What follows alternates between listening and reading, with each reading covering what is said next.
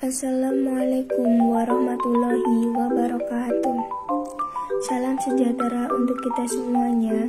Yang saya hormati Bapak dosen pengampu mata kuliah agama Islam, Bapak Muhammad Faruk Hanafi. Puji syukur kita haturkan kepada Allah Subhanahu wa Ta'ala, dan tak lupa sholawat serta salam selalu tercurahkan kepada Nabi Muhammad Sallallahu Alaihi Wasallam. Kami dari kelompok 6 pertemuan ke-10 yang beranggotakan saya Siti Solihati NPM 215100018 dan teman saya Irsyad NPM 215100010 akan mempresentasikan tentang pengertian ijtihad, syarat-syarat ijtihad, macam-macam ijtihad, ijma, qiyas, dan ihtisam. Yang pertama akan menjelaskan tentang pengertian ijtihad, yang kedua syarat ijtihad, yang ketiga macam ijtihad, yang keempat manfaat ijtihad, dan yang kelima adalah kesimpulan. Yang pertama adalah pengertian ijtihad. Ijtihad merupakan sebuah usaha yang sungguh-sungguh yang sebenarnya bisa dilaksanakan oleh siapa saja yang sudah berusaha mencari ilmu untuk memutuskan suatu perkara yang tidak dibahas dalam Al-Quran maupun hadis dengan syarat menggunakan akal sehat dan pertimbangan matang-matang. Menurut Muhammad Abu Zahra, secara etimologi ijtihad berasal dari kata jahada yang berarti mencurahkan segala kemampuan untuk mencapai sesuatu atau melakukan sesuatu, atau berarti pula bersungguh-sungguh. Dari pengertian-pengertian di atas dapat disimpulkan bahwa ijtihad adalah usaha sungguh-sungguh dan mendalam yang dilakukan oleh individu atau kelompok untuk mencapai atau memperoleh suatu hukum syariat melalui pemikiran yang sungguh-sungguh berdasarkan dalil nakli, yakni Al-Quran dan hadis. Yang kedua adalah syarat ijtihad menurut Wahb Az-Zuhaili.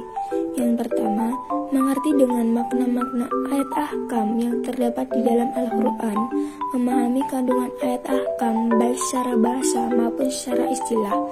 Seorang mujtahid mengerti tentang lafal-lafal yang mengandung makna tersurat, makna tersirat, makna kebaikan dari makna tersurat, serta paham tentang lafal-lafal yang mengandung segi jumlah seperti lafal-lafal umum dan khas, dan cara menyamakan ilah sebab dengan menyatukan lafal-lafal yang dianggap sejalan dalam sesuatu lafal-lafal perintah maupun lafal-lafal mengandung larangan. Kedua, mengetahui hadis-hadis hukum baik secara bahasa maupun secara pemakaian syarok.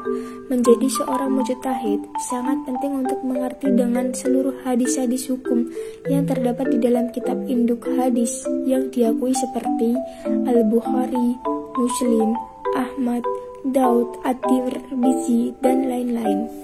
3. Mengetahui ayat-ayat ahkam ataupun hadis-hadis yang sudah masuk atau dihapus atau dinyatakan oleh Allah dan Rasulnya tidak berlaku dan diganti dengan dalil lain, serta mengetahui ayat-ayat ahkam maupun hadis-hadis ahkam yang menggantikan atau lafaz nasik. Keempat, mempunyai pengetahuan tentang masalah-masalah yang sudah mempunyai sifat hukum syarok melalui dari hasil ijtima para ulama. Yang kelima, mengetahui tentang seluk-beluk qiyas seperti syarat-syarat qiyas, rukun-rukunnya, tentang ilah hukum, dan cara menemukan ilah itu dari ayat maupun hadis. Yang keenam, menguasai bahasa Arab serta ilmu-ilmu yang berhubungan dengannya. Yang ketujuh, menguasai ilmu usul fiqh baik dari ilmu kaidah maupun usulnya. Kedelapan, mampu membuat rumusan yang berkaitan dengan tujuan syariat, maqasid ala syariah dalam membuat ketetapan hukum. Dan penjelasan selanjutnya akan dijelaskan oleh Irsyad. Macam-macam ijtihad. Yang pertama, ijma. Ijma artinya kesepakatan, yakni kesepakatan para ulama dalam menetapkan suatu hukum-hukum dalam agama berdasarkan Al-Quran dan hadis. Dalam suatu perkara yang terjadi adalah keputusan bersama yang dilakukan oleh para ulama dengan cara ijtihad. untuk kemudian dirundingkan dan disepakati. Hasil dari ijma adalah fatwa, yaitu keputusan bersama para ulama dan ahli agama yang berwenang untuk diikuti seluruh umat. Yang kedua, qiyas. Qiyas adalah menggabungkan atau menyamakan, artinya menetapkan suatu hukum atau suatu perkara yang baru yang belum ada pada masa sebelumnya, namun memiliki kesamaan dalam sebab, manfaat, bahaya, dan berbagai aspek dengan perkara terdahulu, sehingga dihukumi sama. Dalam Islam, ijma dan qiyas sifatnya darurat. Bila memang terdapat hal-hal yang ternyata belum ditetapkan pada masa-masa sebelumnya, beberapa definisi qiyas analogi. Yang pertama, menyimpulkan hukum dari yang asal menuju kepada cabangnya berdasarkan titik persamaan di antara keduanya. Yang kedua, membuktikan hukum definitif untuk yang definitif lainnya melalui suatu persamaan di antaranya. Tiga, tindakan menganalogikan hukum yang sudah ada penjelasan di dalam Al-Quran dan hadis atau hadis dalam kasus baru yang memiliki persamaan sebab atau ilat. 4. Menetapkan suatu hukum terhadap suatu hal yang belum diterapkan oleh Al-Quran dan hadis.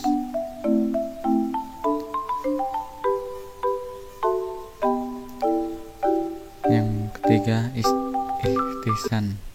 Ihtisan adalah kecenderungan seseorang pada suatu karena menganggapnya lebih baik, dan ini bisa bersifat lahiriah atau hissi ataupun maknawiyah. Meskipun hal itu dianggap tidak baik oleh orang lain atau dapat diartikan dengan penangguhan hukum, seseorang mujtahid dari hukum yang jelas Al-Quran, Sunnah, ijma, dan qiyas ke hukum yang samar-samar, qiyas, kafi, dan lain-lain, karena kondisi atau keadaan darurat atau adat istiadat. 4. Masalah mursalah. Menurut Al-Ghazali, masalah mursalah adalah suatu metode istidlal mencari dalil dari nas syara yang tidak merupakan dalil tambahan terhadap nas syara, tapi ia tidak keluar dari nas syara. Muhammad Muslihuddin mengartikan masalah mursalah sebagai kepentingan bersama yang tidak terbatas atau kepentingan yang tidak ada ketentuannya. Hal ini berdasarkan dari teori Imam Malik bahwa konsep syariah itu ada untuk kepentingan bersama, maka sesuatu yang memberikan manfaat dan mencegah kemudaratan bersama adalah merupakan salah satu sumber syariah. Yang kelima, sudud dzariyah. Pengertian sudud dzariyah adalah suatu pemutusan hukum atas hal yang mubah, makruh, atau haram demi kepentingan umat. Yang keenam, istihab.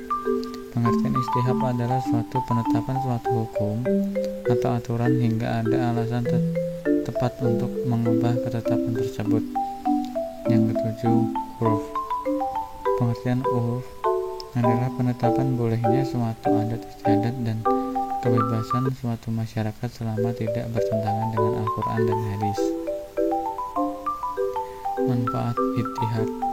Ketika umat Islam menghadapi masalah baru, maka akan diketahui hukumnya. Yang kedua, dapat menyesuaikan hukum yang berlaku dalam Islam sesuai dengan keadaan waktu dan perkembangan zaman. Ketiga, dapat menentukan dan menetapkan fatwa atas segala permasalahan yang tidak berhubungan dengan halal dan haram. Yang keempat, dapat menolong umat Islam dalam menghadapi masalah yang belum ada hukumnya dalam Islam.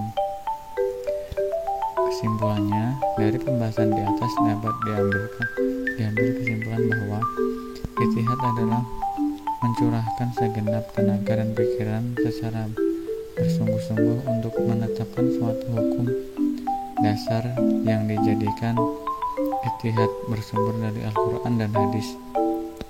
Sebagaimana yang dijelaskan di atas, di dalam melakukan ijtihad tidak sembarangan orang bisa melakukannya. Seorang mujtahid yang ingin melakukan ijtihad diharuskan memenuhi syarat yang sudah ditentukan. Sekian presentasi dari kami. Apabila ada kesalahan kami mohon maaf. Wabillahi taufiq wal hidayah. Wassalamualaikum warahmatullahi wabarakatuh.